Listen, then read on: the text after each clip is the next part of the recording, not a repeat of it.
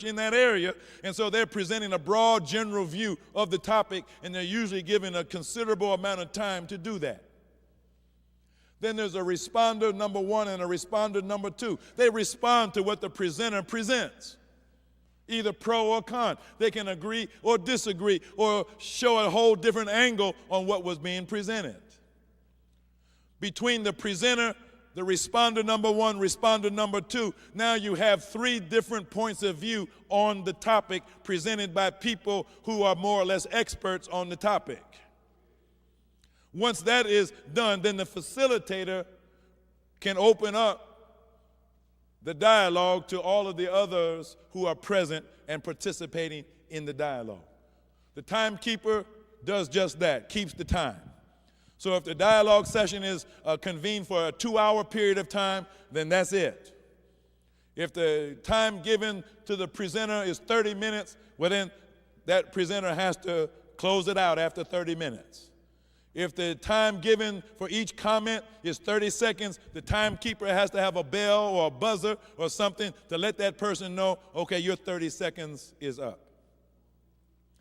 There should always be recorders, someone who keeps the official minutes or notes of the dialogue. It does not have to be word for word verbatim, but it has to capture the meaning of the dialogue. Remember, dialogue is about meaning. It's the flow of meaning, so the recorders have to capture the meaning in the remarks that are being made in the dialogue.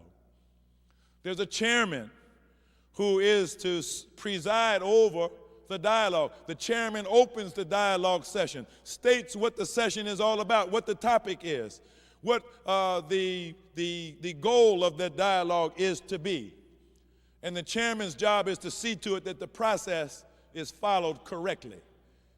And it's just like the basketball game that's being well played. If the dialogue session is moving along like it's supposed to, the chairman has nothing to say. But if some violation occurs or it starts to veer off of the topic and go into another area, then the chairman has a gavel. And he can hit that gavel and bring a stop to the proceedings and see to it that things get back on track. Parliamentarian is someone who is expert in the rules of parliamentary procedure, so that if things come to a vote, especially in official meetings, then the parliamentarian is there to make sure that all of the rules are followed exactly, so nobody can cry foul later on and say that you didn't follow the rules. Okay?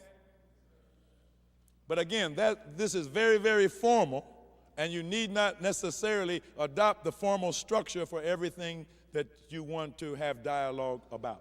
Next slide, please. So now we're back to that same image, and we're asking the question, can you do this? So how would you answer right now?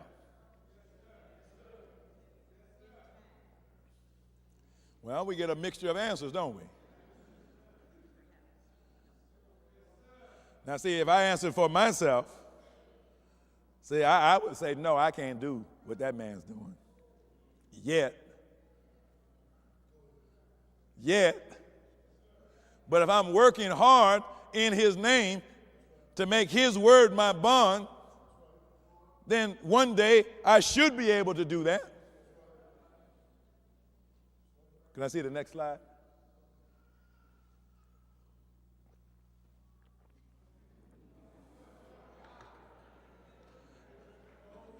See, back in the day, Dr. J was the only one who could do that, right? I mean, he invented that. Next slide. But look at it today. Everybody's flying through the air. Even on the high school level, they're doing that. They're doing that down at the park, just down the street. Because once one man showed that it could be done, then other men observing that saying, hey, if he can do it, I can do it. And then they started trying. See, the reason they couldn't do it before was they never tried to do it. They never confronted the possibility of it being done. But once they had to confront the possibility of it being done, then they underwent a transformation, and before you know it, they're doing it.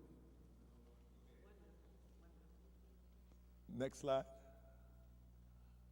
So the purpose of dialogue: to solve problems, address issues, find solutions, resolve conflicts.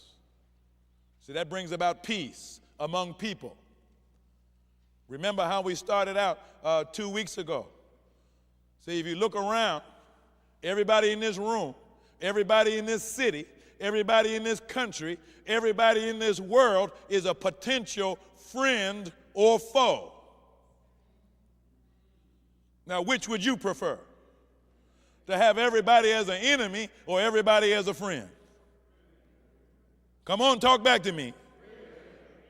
See, some of you ain't sure about it because you ain't got no friends, evidently. You wouldn't even know what it would be like to have a friend. I mean, that's our terrible condition for some of us. Don't like nobody and don't nobody like us. Like one old blues singer was singing, "Don't nobody love me but my mother, and she might be jiving."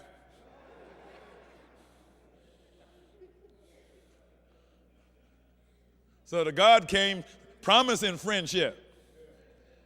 So through deliberative dialogue, we have a way of getting friendship and avoiding adversarial relationships that can lead to conflict and violence and bloodshed. You ain't listening to what I'm saying.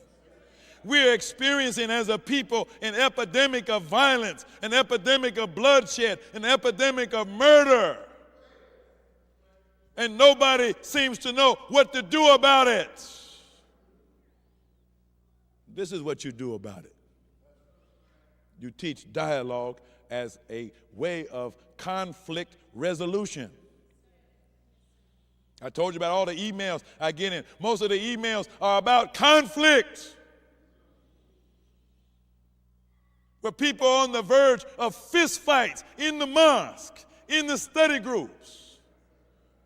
Because the dislike, the hatred is so deep over abuse of authority and misuse of authority and just dirty dealing. And people have it up to here, and they misunderstand dialogue. They think dialogue is a way to unload on somebody. Get off on somebody. Start a riot through dialogue. But just calm down. So through dialogue, some of those that we are at enmity with today, who we have intense dislike for and disrespect for, that we consider to be our foes and enemies, it may be through the miracle of dialogue that they will be transformed into our best friends. Wouldn't that be great? To transform all your enemies into friends? To discover higher levels of truth, to produce a consensus on truth, to make decisions, to take action. Next slide. See, the minister gave us this one in 2004. He wanted to introduce dialogue so that it would create a new level of consciousness among us, so our dialogue can be on a level to bring forth the new Islam. So you need to write that down. Because he's giving you some of your purpose. What's your purpose? Huh?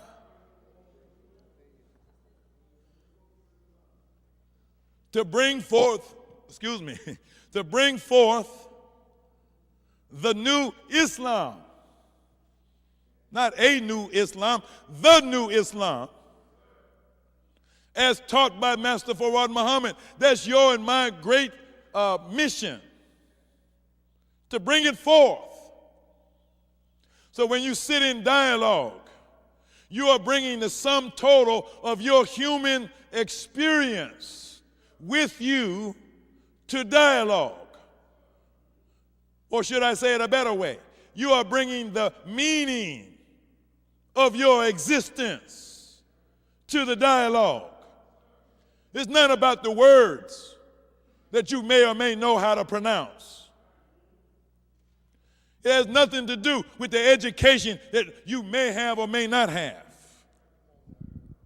It's about you as a child of God in the image and likeness of God in your entire life experience since you were on the planet and before you were on the planet. You are bringing the sum total of your human existence and inheritance into the dialogue. And the meaning of your existence is in the dialogue to confront the truth that God brought. Now, what happens when the truth of God meets up with the experience of the dead, of the so-called Negroes? What happens when the truth of God meets up with us? Well, then we bring forth out of our own living experience. Once it meets with the supreme wisdom of God, we bring forth something out of our being that has never been in existence since the earth has stood. And it could not be brought forth by any other means. So you see how important you are?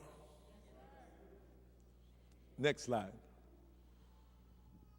Now, dialogue builds up your consciousness, but what's the measurement of consciousness? See, last week we looked at something called the emotional tone scale, and that was important. This is even more important. What is your level of consciousness that you bring with you when you come into dialogue with one another? You see some of the same terms. At the lowest level, you have shame and guilt and apathy, grief and fear. At the highest, you have enlightenment, peace, joy, love, reasoning, acceptance, willingness. Calibrated at 200, you have courage. This corresponds on the emotional tone scale to antagonism. When you are at the level of antagonism on the emotional tone scale, it corresponds to courage on the map of consciousness. And at that level, then change for that individual is possible. Below the level of courage, change is not possible. Or shall I say, the change of your condition is not possible. Change in a positive direction is not possible. Change is possible below that, but it's in the negative direction. Are you following me? See, so when the Quran says that Allah never changes the condition of a people until they change it themselves, then you have to at least be at the level of courage in order to change your condition. If you're a coward, you will never change anything. You'll sit up in the dialogue session and you'll be afraid to open your mouth. See where you are on that map of consciousness? There's not enough energy to do anything. That's why the fearful and the disbelievers will be cast into a lake of fire. You can't build a new world with people who are full of fear and grief and apathy.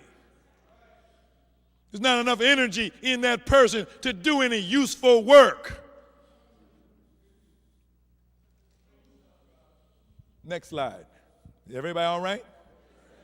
Or is this too much science? You would prefer fairy tales.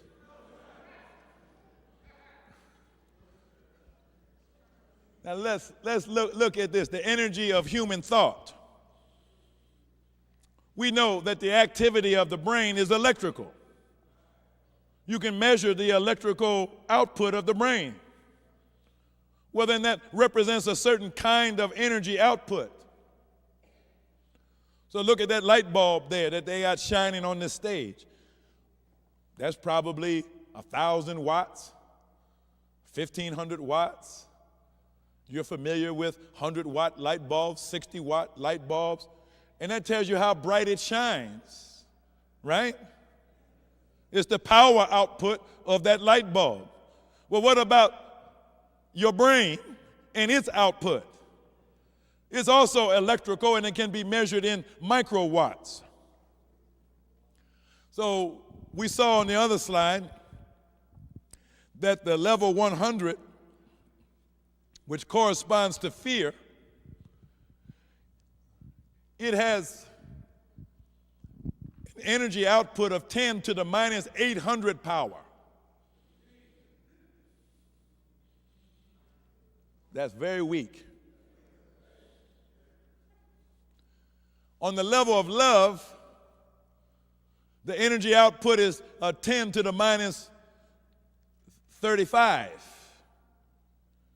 which is a 765 log difference, which is almost inexpressible. The difference between the power of a thought from the level of love compared to the power of a thought from the level of fear. See, this is the exact scientific reason that good overcomes evil. The power of evil is nothing compared to the power of good. That's why we don't give any credit to darkness for having any power at all. Because if there's darkness somewhere, that's just the absence of light.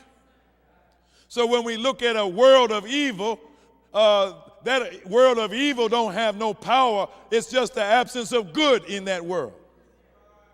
And so evil people may appear to be powerful, but the Holy Quran describes Satan as a weak opponent.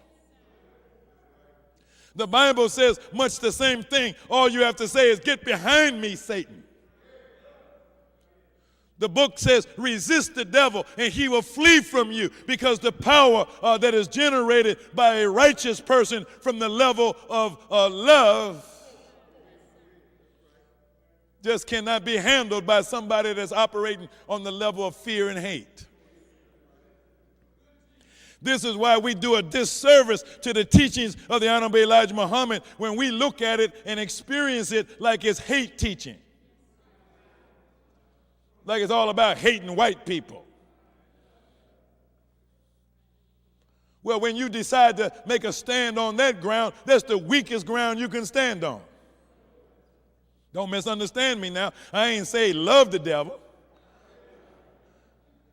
But the love there would represent the love of self and kind, the love of God, the love of his apostle, the love of his truth, the love of his revelation. When you're standing on that solid ground of divine love, then you generate so much power within your being that you could say to the mountain, "Be removed," and it would be removed. You ain't listening. Next slide, please. Even though they ain't listening, see the next slide. Now look at this. This is interesting. See, this is why it don't actually take all of the people to be successful. See, this is the neutralizing force of good over evil.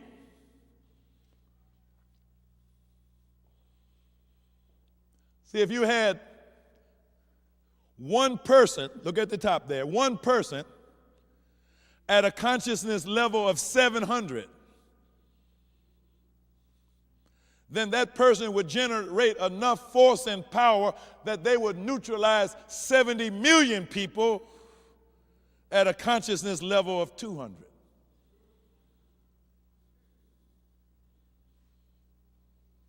Look down at the bottom. One avatar, which is just a term that refers to a highly evolved spiritual being, what we would call God in person. One avatar generates enough mental force and power and energy that he is able to neutralize all of humanity, even if everybody in the world conspired against him. The force and power of their thought would not equal his. He would overpower theirs. Now, if you didn't have an avatar, if you just had 12 highly evolved people to the level of 700, then those 12 together would equal the power of the avatar. Now, some people look at this in terms of like Jesus Christ and his 12 disciples. That if he was like an avatar, he's the Son of God. He's God incarnate. So he got so much power that he can reign by himself. But in his absence, if he had 12 disciples that had a consciousness level of 700, they could rule as though he was still in the midst. Are you following me? Well, now, could you go back on the slide? Go back 2. Okay. Now, where are you? See, if we did a survey of the level of consciousness in the Nation of Islam, what's our average? What's your individual consciousness score? How high up is it? Well, now, suppose we could get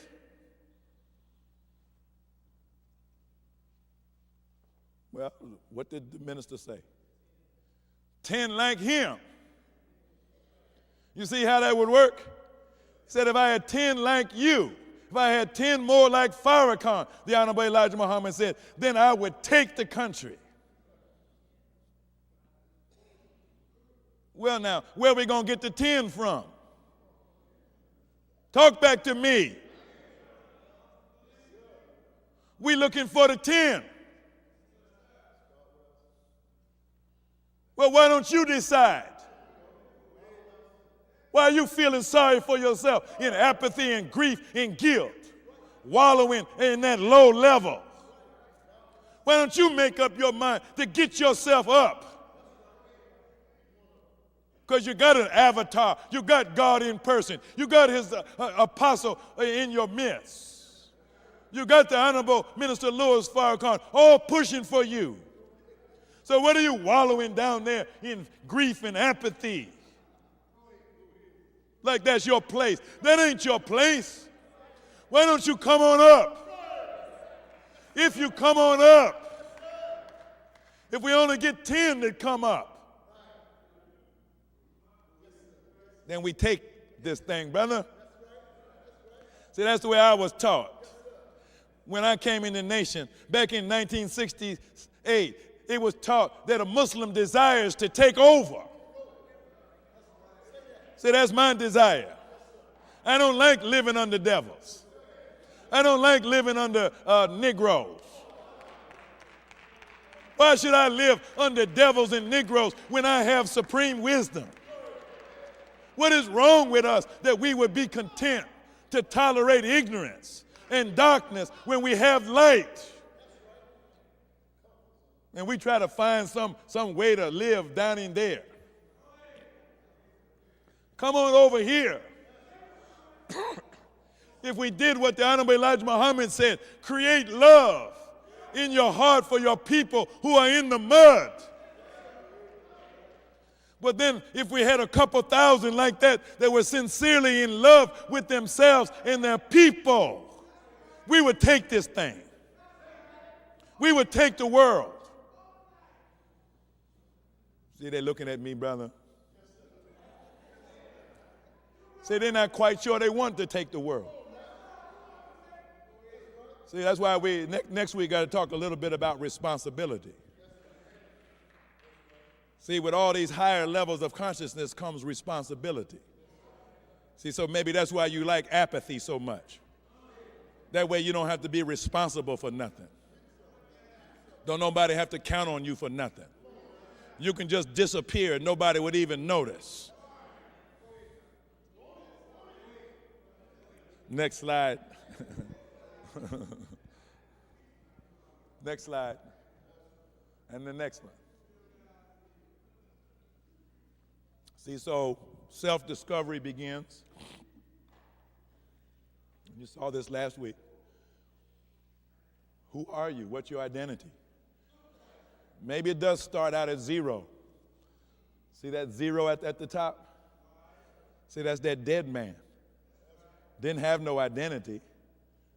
But he ended up in a relationship with the man of God. He didn't initiate the relationship. He was dead. He couldn't initiate nothing. But he was engaged by the civilized man who loved him.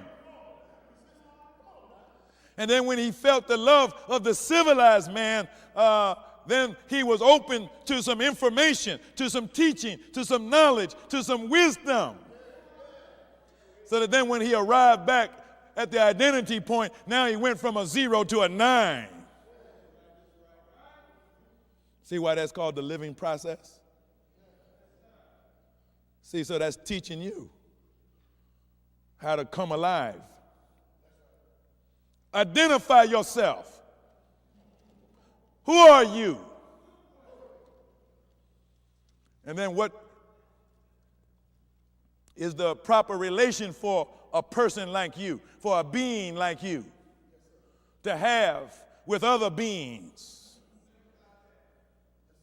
What is the proper relationship for you and your God, between you and your God, you and your apostle, you and your brother, you and your sister, you and your wife, you and your husband, you and your children, you and your neighbors, you and your fellow workers or fellow students? What is the proper relationship? And if you can define what that proper relationship should be in light of your true identity,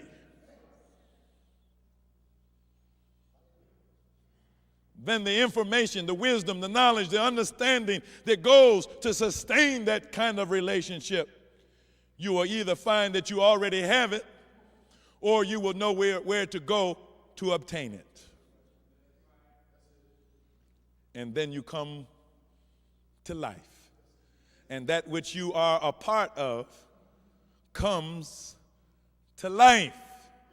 The Bible says it like this: and you will know that you have passed from death into life when you learn to love the brotherhood. Next slide, please. See, now here's the whole process. See that first triangle? See, that's showing you the basis of your beingness. But now, you ain't just here to be, you're here to do something, to get something done. Every being has a mission and a purpose. You got some work to do. So here's how the work gets done. You start with those 3 cardinal points. You got to be clear on those 3 points, otherwise you're dead. And if you're dead, you can't get nothing done. The same analysis that you can give to an individual with those 3 cardinal points, identity, relationship, and information, the same applies to groups. If the group is not sure of who it is, if the group is out of relationship with one another, if they won't share information, then the group is dead. You go to a meeting and the purpose or the identity of the meeting is not made known. The agenda is not known. The relationship among those at the meeting is not made clear. And the information that pertains to the subject at hand is hidden. That's a worthless meeting. You get nothing done. Now, once you're clear on those 3 points, then you got to get clear on, see where the one is, intention. Got to be clear on that. What is it that we're trying to do? What needs to be done? And then you drop down here. Principles and standard. This means the rules. What rules must we adopt that safeguards the identity, the relationships, and the flow of information. Because if we're playing by the wrong rules, and we start violating the relationships, then the whole thing goes sour. If we're operating by rules that allows secrets to be held, well, then we're going to sour the relationships. The whole thing goes dead. If we're operating by rules that violate the identity, that we ain't actually operating like Muslims, for example, then the whole thing goes dead. So when you get in a meeting or you get in a group and it's dead, and you know the difference between living and dead, don't you? You can tell when you're in a dead thing. Then one of those three, or all of those three, are being violated. How do you revive it? How do you bring it back to life? You get clear on those three. Then you can go with your intention, adopt the correct rules. Then you can address where you see the position 2, the issues, the problems, where the tension is, where the hurt is. Then you can address that. And then within the structure and the context within your work, within which you are working, then you can begin to solve the problem. And it takes you down to the work. Just follow the arrows. And this is where the work actually gets done, where it actually gets handled. And then it bounces up to the 7 position, because through that process, now you're learning and you're improving the way in which you get the work done. So this is where the efficiency starts coming in. This is how the lion begins to move 50 times faster using modern equipment. Well, equipment is not just technology like computers. This is technology. So now what's the sequence by which the work gets done? 1, 4, 2, 8, 5, 7. Say that. Those are the sequence of numbers that are found in the number that is known as pi. Pi is the mathematical formula that governs the circle, which is the image of perfection. So the number pi is 3.142857.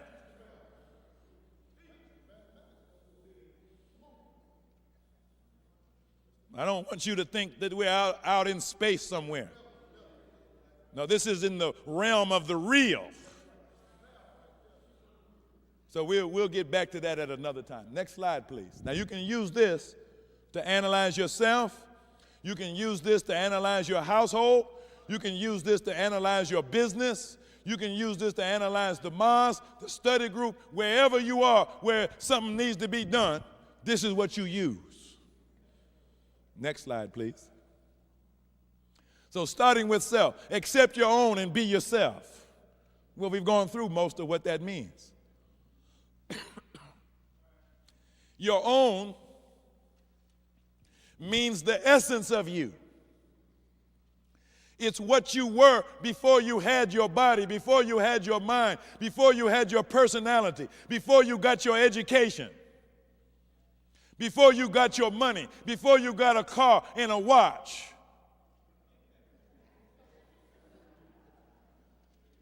So you like to point out there in the corner, see that car parked out there? That's me. See, identifying with material objects. That's not you. See, so accepting yourself means to accept the essence of what you are. The Holy Quran says that Islam is the nature made by Allah in which He created you. And there's no altering Allah's creation. So Islam is the very nature of you. So that's why when you accept your own and you are being yourself, you become a righteous Muslim. Next slide. See, we can stay on this all night, but we ain't got all night. Now that's an interesting man. I told you I wanted to talk about my family reunion, and that is a portrait of my great-great-grandfather, who was a slave in South Carolina by the name of Isaac Nimmons. Now, when I found that portrait, I looked at it. I don't know how clearly the projection is, but it looked like me. But then why shouldn't it look like me? That's my great-great-grandfather. He was born in 1832 and died in 1905. And he was the coachman and the body servant of the owner of a plantation in South Carolina by the name of the Woodlands Plantation. Now, when the Civil War broke out, they accused him of burning down the plantation.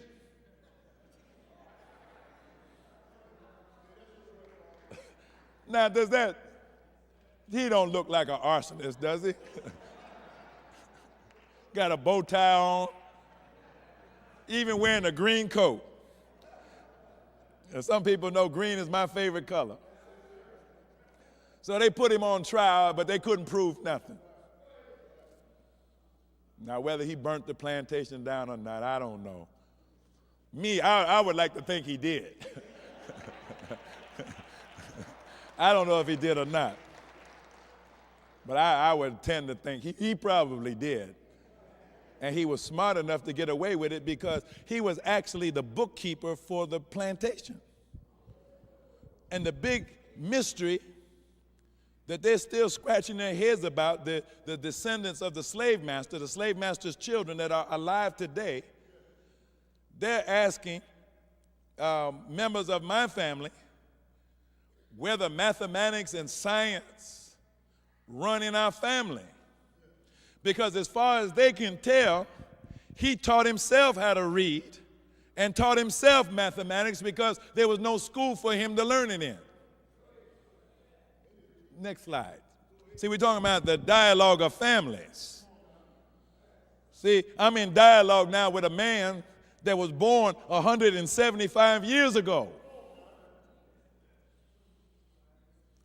Now, there we are this was just on Saturday, down on that plantation, standing in front of a home that was lived in by some of his grandchildren. And the home is now pretty much fallen down, but they're still growing cotton and corn and all of that, got hundreds and hundreds of acres of land down there because after slavery, Isaac Nimmons, somehow or other, he came up with several $100s and bought land with it.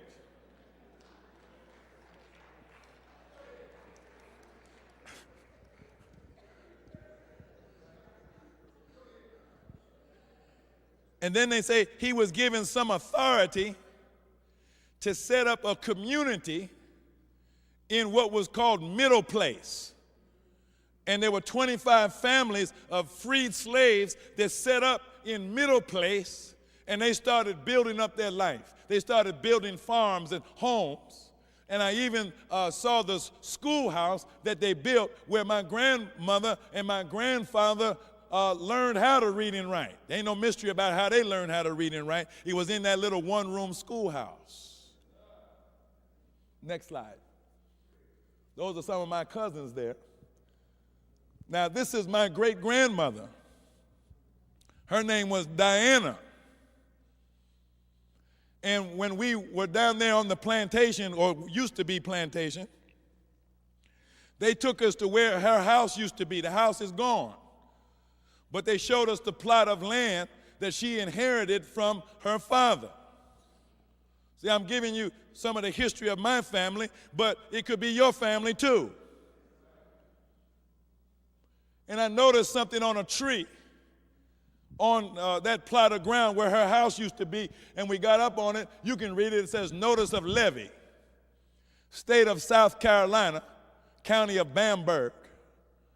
And then it goes on to talk about back taxes, $270 worth of back taxes that were owed on that property, and they were going to confiscate the land.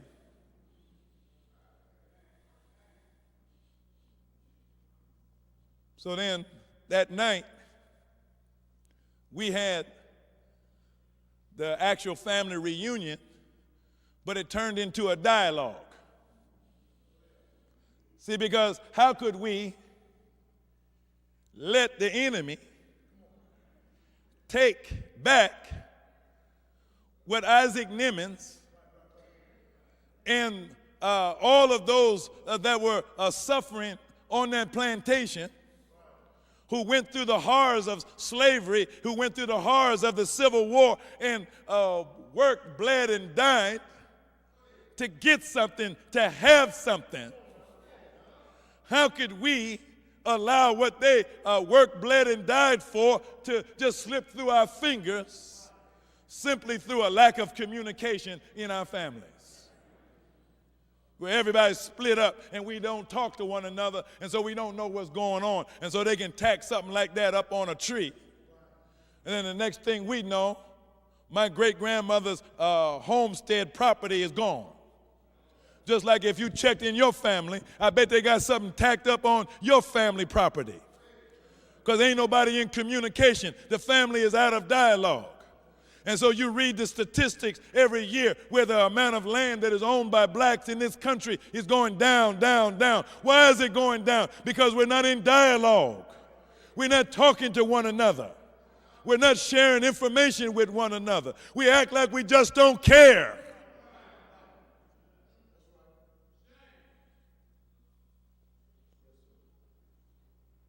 So dialogue is not just for individual self-discovery.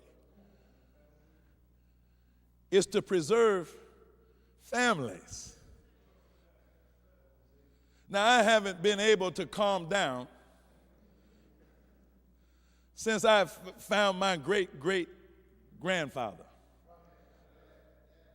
See, because even though it's 175 years, I feel like I'm in dialogue with him.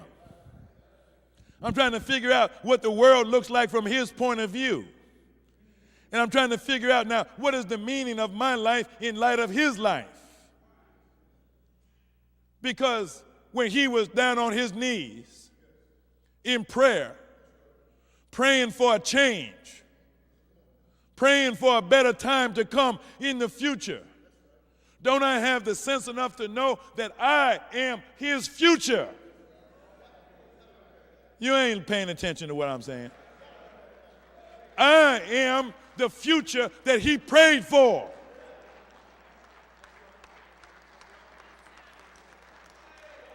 His will, his desire, his longing, and the longing of others is what brought me into the world.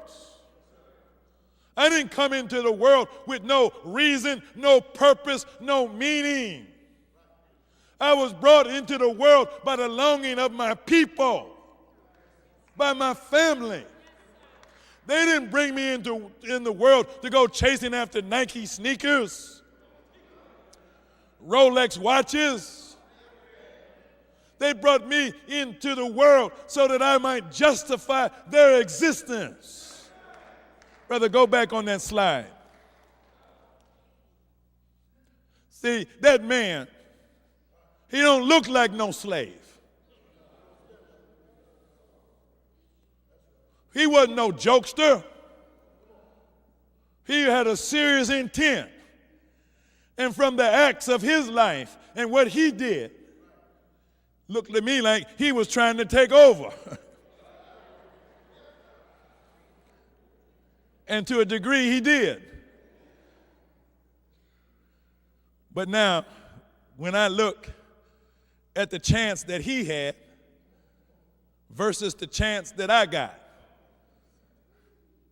see, I can make good on what he can only dream about. Now, what am I saying all this for? See, you got a history too. See, I didn't know how I got here. I just found out this past weekend that how far back I could trace my origin in this world. Well, maybe